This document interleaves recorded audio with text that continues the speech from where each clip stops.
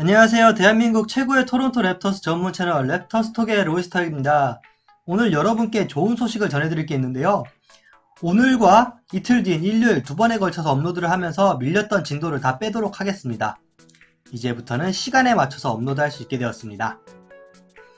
이번 주 역시 지난번과 마찬가지로 지난 한 주가 있었던 랩터스의 경기들과 선수들에 대한 리뷰로 구성을 해보았습니다.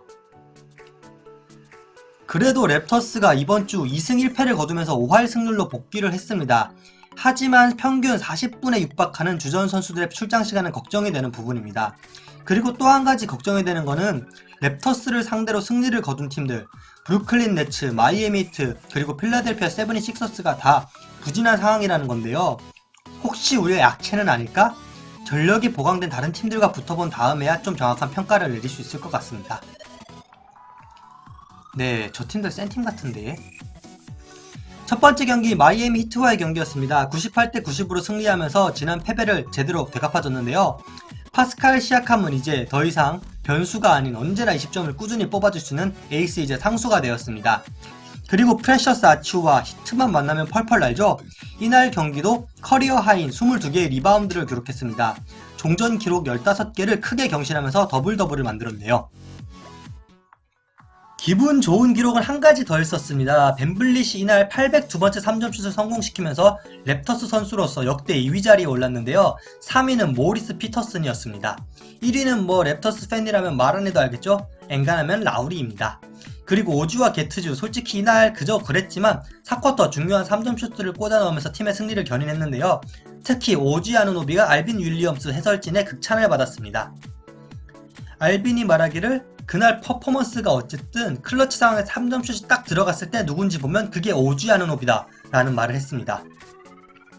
이어진 식서스와의 2연전 첫 번째 경기 랩터스가 10점 차로 이겼습니다. 랩터스 선수들의 전반적으로 슈팅 감각이 좋았던 가운데 크게 위기를 겪지 않고 승리를 거둘 수 있었습니다. 그리고 이날 게리 트렌트 주니어 3쿼터에 16점을 몰아치면서 팀 승리의 선봉장이 되었습니다. 네, 확실히 이 선수가 이제 18밀리언이란 연봉에 비해서는 굉장히 잘하는 선수 맞습니다. 그리고 파스칼 시아캄 진짜 농구에 대해서 이제 득도했다고 봐도 과언이 아닌데요. 진짜 마음에 드는 날에는 리바운드로, 그리고 오늘 같은 날에는 어시스트로 더블더블을 작성했습니다. 그리고 이런 만즈도 이제 시아캄의 패스를 잘 받아주면서 16득점 10리바운드로 더블더블을 작성했습니다. 경기가 재밌었던 가운데 한 가지 제가 좀 아쉬웠던 점은 엔비드의 태도였습니다. 1쿼터와 3쿼터 두 차례 오지 아누노비에게 위험한 파울을 했는데요. 특히 3쿼터에는 공중에 뜬 상대를 밀어버렸습니다. 이전에도 이제 스카티 반즈에게 위험한 파울을 했던 전적이 있는 만큼 좀 자중하고 페어플레이를 해줬으면 좋겠습니다. 이어진 식서스와의 두 번째 경기, 첫 번째 경기의 기분 좋은 승리가 무색하리만큼 가비지 패배를 당했는데요. 이로써 1승 1패를 나눠 가진 두 팀은 타이브레이커를 위해서는 남은 경기를 다 쓸어 담아야 됩니다. 타이리스 맥시 44득점을 거뒀는데요. 더 놀라웠던 것은 슈팅 성공률이었습니다. 75%의 고효율로 수비가 있건 말건 상관없이 진짜 득점포를 가동시켰습니다. 네, 맞기 힘들더라고요. 이 반면 프레드 벤블릿은 커리어 최악의 날을 보냈습니다. 11개의 슈팅 시도를 했는데 단 하나도 넣지 못했습니다. 뭔가 1쿼터에 파울 트러블이 있었을 때부터 이상하더라고요. 이런 벤블릿과는 별개로 이번에는 또 리바운드로 더블더블을 시아캄이 작성했습니다. 26득점 10리바운드 6어시스트, 그리고 야투 성공률은 60%로 이기든 지든 자기 할 거는 다 하는 정말 탑5 선수다운 면모를 보여줬습니다.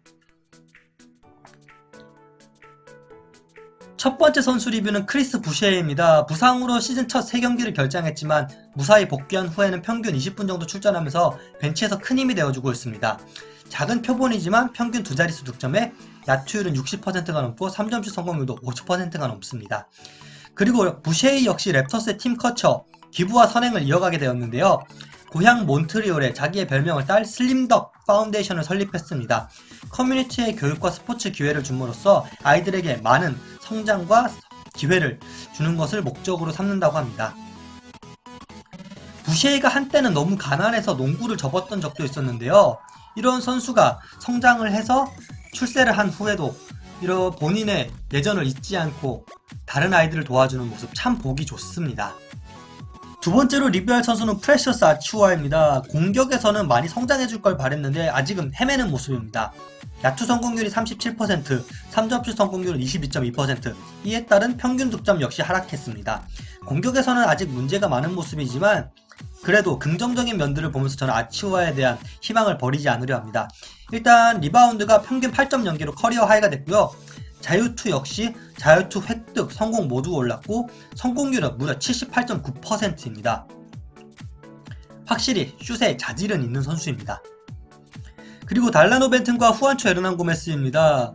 달라노 벤튼 제가 이제 시즌 전에 이 선수 분명히 두 자릿수 득점을 해줄 거라고 이야기했는데 두 자릿수 득점은커녕 두 자릿수 출전도 못하고 있습니다.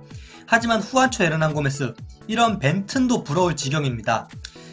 이제 고작 3경기 출장했고요. 평균 5.3분, 즉 시즌 내내 16분 정도 출장했습니다. 그리고 득점은 없습니다. 우리는 닉널스가 감독이란 걸 잊고 있었습니다. 기타 뉴스입니다. 오토 포터 주니어 부상이 회복되었지만 개인 사유로 팀을 잠깐 떠나 있었는데요.